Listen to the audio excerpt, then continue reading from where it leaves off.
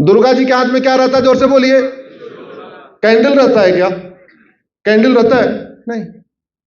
पहले नवरात्रे में जब शोभा यात्रा निकलती थी तो लोग मटका लेके नहीं चलते थे। दुर्गा जी की मूर्ति होती थी, पीछे से 500 1000 बहनें क्या लेके चलती थी? तलवार। पहले शिवरात्रि की शोभा निकलती थी, शोभा यात्रा निकलती थी शिवरात्रि पे, तो 1000 1,500 लोग त्रिशूल लेके चलते थे। हनुमान जी की शोभा यात्रा निकलती थी, 1000 1,500 लोग गदा लेके निकलते थे।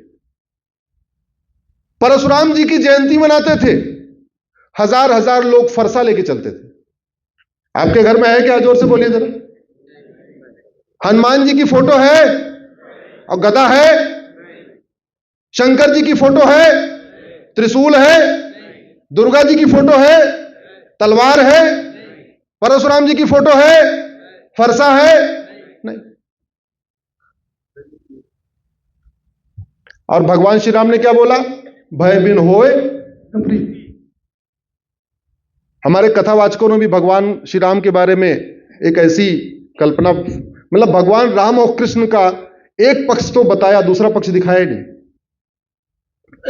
भगवान कृष्ण के बारे में पूरी कथा में माखन चोर, गोपी के पीछे नाचना, ये करना वो करना। हमको भी अच्छा लगता है, हम भी गोपी बन बन के नाचते रहते। मैं किसी की भावना आहत नहीं कर रहा हूं, लेकिन भगवान कृष्ण जितने शास्त्रों के ज्ञाता थे, वैसे ही अस्त्रों के भी वो ज्ञात चलाना उनको आता था। मुझे बड़ा आश्चर्य होता कि कोई हमारे कथावाचक भगवान कृष्ण के उस रूप को दिखाते ही नहीं। आप बताइए, कौरवों की सभा में जहां दुर्योधन बैठा हुआ है, उसके 100 भाई बैठे हुए हैं, दुशासन जैसा खतरनाक भाई बैठा हुआ है जो एक इशारे पे गला काट सकता है किसी का। वहां किसी कमजोर आदमी की हिम्मत पड़ेगी क्या वहां जाके दुर्योधन को ललकारने की? जोर से बोलिए। अरे वो कृष्ण ही ललकार सकते हैं। आप मान लो किसी समस्या में हो, आपके घर पे बार बार हमला हो रहा है, आप हमसे मदद मांगने आते हो। हमारे 4 बेटे हैं, और आपको 2 बेटे मैं दे सकता हूं। आप हमसे हमारा कमजोर वाला बेटा मांगोगे या मजबूत वाला? जोर से बोलिए। हमारे कथाकार ये बता ही नहीं रहे कि विश्वामित्र जी ने राम और लक्ष्मण को मांगा क्यों था। आखिर विश्वामित्र जी ने भरत को क्यों नहीं लिया, शत्रुघ्न को क्यों नहीं लिया, राम लक्ष्मण को क्यों लिया? क्योंकि राम और लक्ष्मण बहुत ही शक्तिशाली थे। विश्वामित्र जी ने राम लक्ष्मण को लिया था शास्त्रार्थ करने के लिए या नरसंहार करवाने के लिए? जोर से बोलिए जरा। राक्षसों का संहार करवाने के लिए था या राम लक्ष्मण से कथा सुनने और कथा सुनाने के लिए उनको लिया था? जोर से बोलिए। और आप वाल्मीकि रामायण पढ़िए। अयोध्या से निकलते हैं, प्रयाग आते हैं, भारद्वाज जी के आश्रम में जाते हैं। उसके बाद जैसे ही वो यमुना जी को क्रॉस करके चित्रकूट की तरफ बढ़ते हैं और वहां से आपके लंका तक पूरे रास्ते उन्होंने एक ही काम किया है, राक्षसों का नरसंहार किया। पूरे रास्ते केवल एक ही काम किया, नरसंहार किया। भाला भी चलाना आता था, गदा भी चलाना आता था, धनुष बाण तो उनका था ही था, सब कुछ था। अब हमारे घर में भगवान राम की तो फोटो है, चलो धनुष बाण चलाना नहीं आता, भाला तो रख ही सकते, रखा है क्या? नहीं। तो हमने राम के आदर्श को तो देखा, एक पक्ष को देखा, दूसरे पक्ष को देखा ही नहीं। यह भी बहुत बड़ा कारण है। वास्तव में आपको धर्म ही बचा सकता है। पुलिस के भरोसे मत रहिएगा। वो बांग्लादेश में पुलिस है, बचा पा रही है क्या? जोर से बोलिए।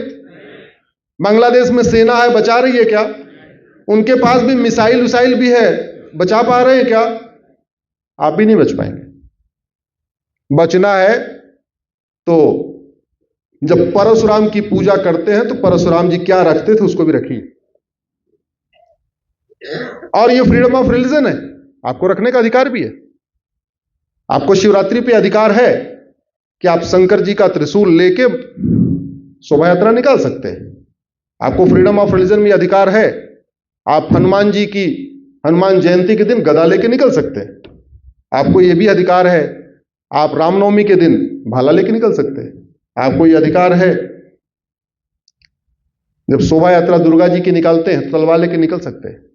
होना चाहिए, क्योंकि भगवान राम ने ही बोला हुआ है, भय बिन होए न प्रीत।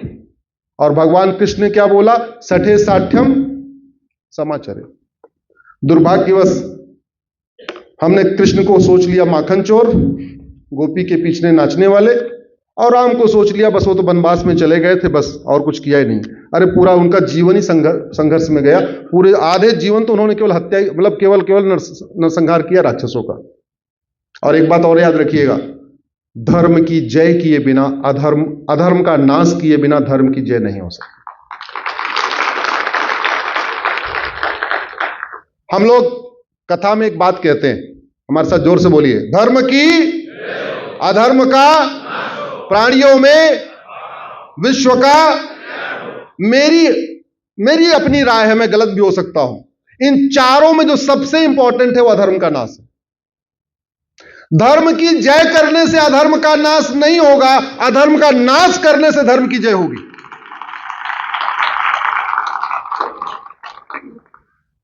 अधर्म का नाश करने से प्राणियों में सद्भावना आएगी, अधर्म का नाश करने से भारत का कल्याण होगा। और अधर्म का नाश समाज को भी करना चाहिए, शासन को भी करना चाहिए, ये सबकी ड्यूटी है। आखिर दुर्योधन का ननिहाल गंधार, जिसको आज की डेट में अफगानिस्तान कहते हैं, वहां हिंदू जैन बौद्ध सिख बचे क्या? जोर से बोलिए। राजा भरत का ननिहाल कैकेय, जिसको आज की डेट में पाकिस्तान कहते हैं, हिंदू जैन बौद्ध सिख बचे क्या? जब हिंदू बोलूं तो उसे समझ लीजिए ना, पवार वार सब, यादव पवार ब्राह्मण क्षत्रिय वैश्य सब उसी में आते हैं, अलग से बोलने की जरूरत नहीं है। ईस्ट बंगाल, जिसको आज बांग्लादेश कहते हैं, क्या सिचुएशन है आपके सामने है। वेस्ट पाकिस्तान, जो पाकिस्तान का हिस्सा बन गया, वहां सिख हैं क्या? नहीं। और ये तो भारत की बात हो गई। कांग्रेस की गलत नीतियों के कारण पिछले 75 साल में हम 9 राज्यों में माइनॉरिटी बन गए। कांग्रेस की गलत नीतियों के कारण घुसपैठ, धर्मांतरण और जनसंख्या विस्फोट के कारण 800 जिलों में से 200 जिलों की डेमोग्राफी बदल गई। घुसपैठ, धर्मांतरण और जनसंख्या विस्फोट के कारण 6000 तहसीलों में से 1500 तहसीलों की डेमोग्राफी बदल चुकी।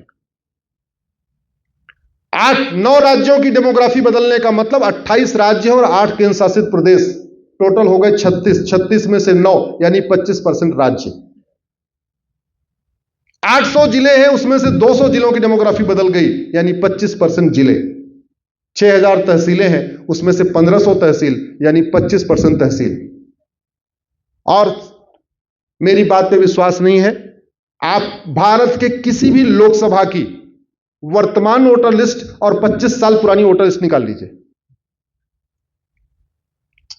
मैं 1950 के नहीं कह रहा हूं, मैं कह रहा हूं 2024 में चुनाव हुआ, 1999 में भी चुनाव हुआ था। जनगणना 10-10 साल के बाद होती है, लेकिन वोटर लिस्ट हर चुनाव के पहले अपडेट होती है। तो वोटर लिस्ट आपको अपडेटेड मिलेगी। आप 1999 की अपने जलगांव की वोटर लिस्ट निकालिए, 2024 की अपनी जलगांव की वोटर लिस्ट निकालिए, आप ना परेशान हो जाएंगे। ऐसी डेमोग्राफी आपको चेंज मिलेगी। भारत के किसी भी विधानसभा की 1999 की वोटर लिस्ट निकाल लीजिए, 2024 की निकाल लीजिए। भारत के किसी वार्ड की 1999 की वोटर लिस्ट निकाल लीजिए, 2024 की निकाल लीजिए। भारत के किसी गांव की 1999 की वोटर लिस्ट निकाल लीजिए, 2024 की निकाल लीजिए। 25 साल के अंदर कितना बड़ा चेंज आया है आपको पता चल जाएगा। यह स्थिति ठीक नहीं है। अब आप, कुछ लोग ये कह सकते हैं कि ठीक है, हिंदू कम हो रहे हैं तो क्या हुआ, फर्क क्या आएगा। ऐसे बहुत सारे तथाकथित सेकुलर लिबरल ऐसे बोलते हैं कि ठीक है, हिंदू कम भी हो रहा है तो फर्क क्या है। अरे फर्क यह है कि जिस दिन हिंदू खत्म हो जाएगा, यह भारत का संविधान खत्म हो जाएगा। जब तक हिंदू बहुसंख्यक है तब तक भारत में संविधान है। जब तक हिंदू बहुसंख्यक है तब तक भारत में लोकतंत्र है। जब तक हिंदू बहुसंख्यक है तब तक सबको इक्वल अपॉर्चुनिटी है। जब तक हिंदू बहुसंख्यक है तब तक सबको इक्वल जस्टिस है। जब तक हिंदू बहुसंख्यक है तब तक आपका आर्टिकल 14 है, आर्टिकल 15 है, आर्टिकल 16 है। जब तक हिंदू बहुसंख्यक है तब तक सबको फ्रीडम ऑफ रिलीजन है, राइट टू फूड है, राइट टू ड्रेस है, राइट टू आइडेंटिटी है, राइट टू रिलीजन है, राइट टू कल्चर है, राइट टू कस्टम है, राइट टू ट्रेडिशन है। सारे फंडामेंटल राइट तभी तक है जब तक हिंदू बहुसंख्यक है। 1 मिनट लगेगा इस भारत के संविधान को बदलने में। संविधान की शपथ लेने वाले सांसद, विधायक, मंत्री इस बात को अच्छी तरीके से समझ लें। भारत के उन 9 राज्यों में जहां हिंदू खत्म हो चुका है, वहां संविधान कितना लागू हो रहा है आप देख लीजिए। इलेक्शन कमीशन का डाटा उठा के देख लीजिए, जहां हिंदू कम होता है वही बूथ सेंसिटिव होता है। 99% जहां 100% हिंदू होता है, इलेक्शन कमीशन कभी उसको सेंसिटिव डिक्लेयर नहीं करता। पुलिस वालों से उठा के देख लीजिए, पूछ लीजिए, जहां 100% हिंदू रहते हैं वहां उनको ड्यूटी करने में सेफ्टी फील होती है, यहां जहां 50% हो जाते हैं वहां उनको अच्छा लगता है।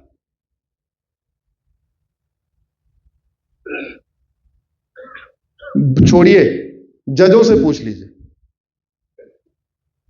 जहां 50% हिंदू हो जाते हैं वहां जज भी अपनी पोस्टिंग नहीं कराना चाहते। उनको वो साए में रहते हैं, और पोस्टिंग करा भी लेते हैं तो अपने बच्चों को वहां नहीं रखते, बच्चों को कहीं और रखते हैं, केवल ड्यूटी करते। इसलिए हिंदुओं का कम होना भारत के लिए अच्छा नहीं। हिंदुओं का मेजॉरिटी में बने रहना इसलिए जरूरी है क्योंकि हिंदू ही वसुधैव कुटुंबकम सिखाता है। हिंदुत्व ही नारी तू नारायणी सिखाता है। हिंदुत्व ही सर्वधर्म समभाव सिखाता है। हिंदुत्व ही सर्वमंगल मांगल्य सिखाता है। हिंदुत्व ही सबका साथ सबका विकास सिखाता है। बाकी लोग नहीं सिखाते।